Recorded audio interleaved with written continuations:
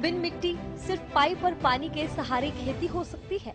जी हाँ, आपने बिल्कुल सही सुना है। जमाना बदल रहा है और काम करने के तौर तरीके भी। इस आधुनिक दुनिया में अब मिट्टी में मिट्टी होकर काम करने वाले किसान भी हाईटेक हो रहे हैं। इनसे मिलिए, ये है किसान गुंजन भाटिया, जो बिन मिट्टी के सिर्फ पाइप और पानी के सहारे खेती कर रही हैं। वो भी तापमान को नियंत्रित रखने वाले वातानुकूलित पॉली हाउस में।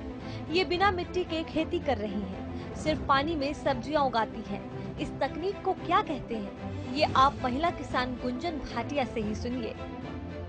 हाइड्रोफोनिक फार्मिंग, इसमें पानी का इस्तेमाल होता है बजाय के सॉइल के। कम्प्लीटली सॉइललेस फार्मिंग है।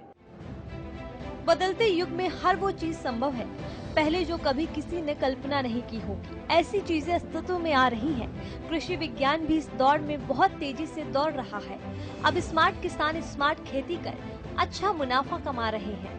हवा में आलू उगाए जा रहे हैं, पानी में टमाटर, और इतना ही नहीं, खेती करने के लिए मिट्टी तक की भी जरूरत नहीं। बिना मिट्टी के सिर्फ पानी से सब्जियां उगाई जा रही हैं। टमाटर, गोभी, बैंगन, पालक जैसी हरी सब्जियां बिना मिट्टी के उगाई जा रही हैं। ये कारनामा कर रही हैं पानीपत की रहने वाली महिला किसान गुंजन भाटिया।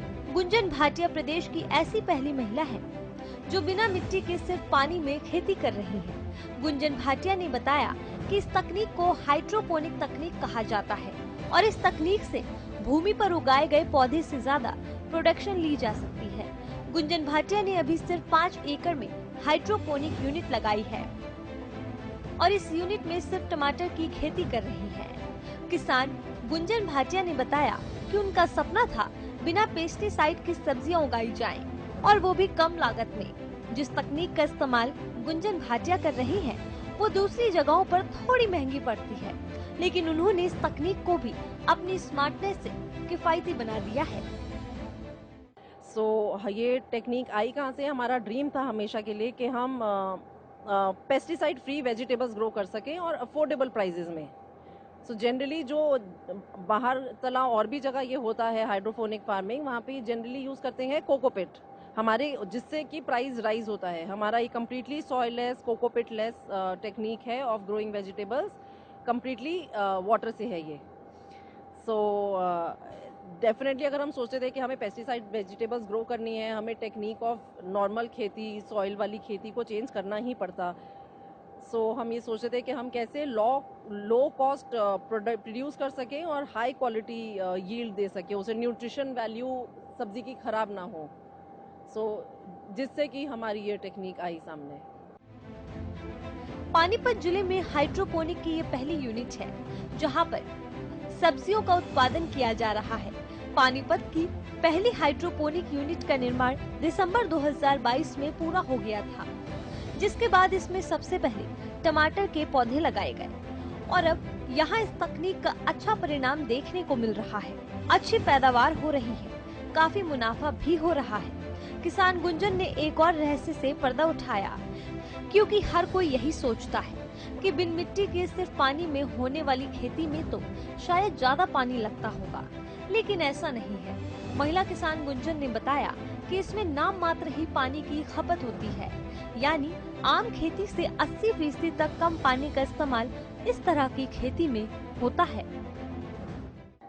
रिजल्ट अच्छा है हमारा प्रोड्यूस भी अच्छा जा रहा है। हमारा प्रोड्यूस पर एकड़ है 14,000 केजी पर मंथ। कौन आपका पार्टनर है, कौन आपका सहयोगी है इसमें जो आपका मदद कर रहा है? जो ये टेक्निक है, ये इक्की फार्म के नाम से कंपनी है, कोटा बेस्ड। अमित बिश्नोई हैं जो इनके टेक्निकल पार्टनर हमारे, जो कि सारा टेक्निकली ये ग्रो कर रहे हैं। पानी में आपने उगाए, पानी की वेस्टेज ज़्यादा होती होगी?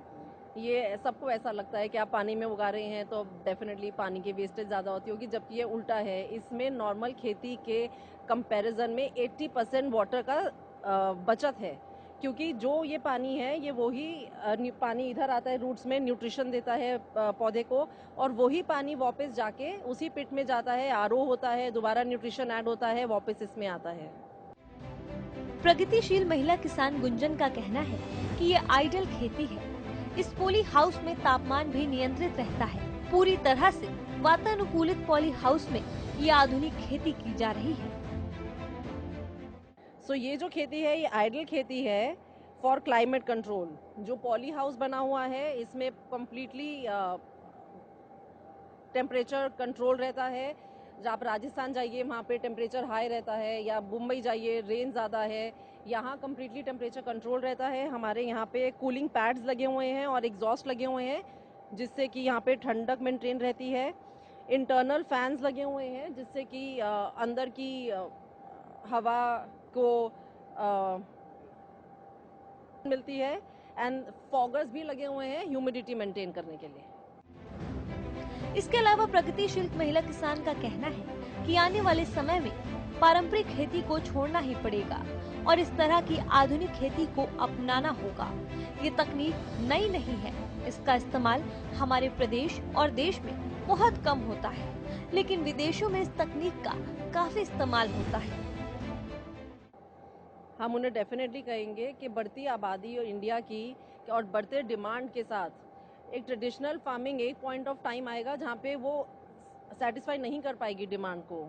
सो आपको डेफिनेटली तब ऑल्टरनेटिव सोचने ही पड़ेंगे कि कैसे हम खेती की यील्ड बढ़ा सकें और उसकी न्यूट्रिशन वैल्यू मेंटेन करते हुए। सो उस केस में हमें ऑल्टरनेटिव सोचना ही पड़ेगा। हाइड्रोफोनिक उसका डेफिनेटली एक तरीका है और ये आधुनिक तरीका है, ऐसा नहीं है ये अभी चालू हुआ है या न्यू है। बाहर देश में कब से चलता चला आ रहा है। नीदरलैंड जैसी जगहों में जहाँ विंड बहुत तेज़ है, जहाँ नॉर्मल खेती पॉसिबल ही नहीं है, वो लोग कब से हाइड्रोफोनिक कर रहे हैं। हमारे साथ यहाँ टेक्निक क्या हुई कि इस टेक्निक से ना हम सिर्फ लीफी वेजिटेबल्स ग्रो कर पा रहे हैं बट फ्रूट वेजिटेबल्स जैसे टमाटर जैसा भी ग्रो कर पा रहे हैं।